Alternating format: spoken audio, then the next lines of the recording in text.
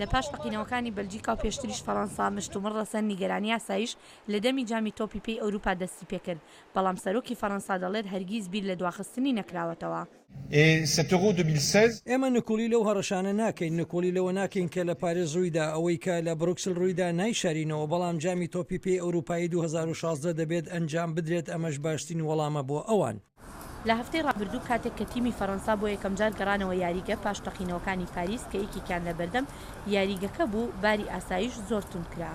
Et c'est pas parce qu'il y a eu des événements, vous savez, des مەرجنی هەلێرە شت ڕوو بدات دەشێت لە بازارێک بێت لە هەر شوێنێ بێت نابێت بترسێت نابێت خۆمان بدەینە دەست ئەو کەسانەی کە ئەو کارە تراژیدیانە ئەنجام دەدەن. پشتیوانکارێکی تیمی فەڕەنسا بەوە دڵخۆشە کە باری ئاسایش تون دەکرێت و خەڵکی دەپشکێنرێن. C'est super, niveau sécurité, il y a tout ce qu'il faut. شتێکی باشە، هەموو شتێک لە جێی خۆیەتی، هەرکە دەگەیتە شوێنی ڕاگررتنی ئۆتۆمبیلەکە و خۆشت دەپشکرن.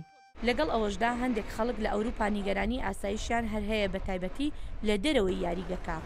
زۆر زەحمەتە کە سەداسەت گرنتی هەبیت و دەرڤەی ستادیونە جێقەڵە بۆڵخ تەرور چێ نەبی ئەو قەت نەشەی سەداسەت سیکوریتی هەبی ڕایۆ من چونکە ناو ستادیونە دێ هەبی دکاری یعنی چێن سیکوریتی هەبی و باوەڕ ناکەم ناو ستادیونە تەرور هەبی بەس دەرڤە ئەو سەداسەت گرنتی نییە کە ئەمینیا هەیە سیکوریتی هەیە. جامی تۆپی پێی ئەوروپا لە دەی مانگی 6 دەست پێ دەکات و یاریەکان لە 10 شاری جیاوازی فەڕەنسا بەڕێوە دەچن.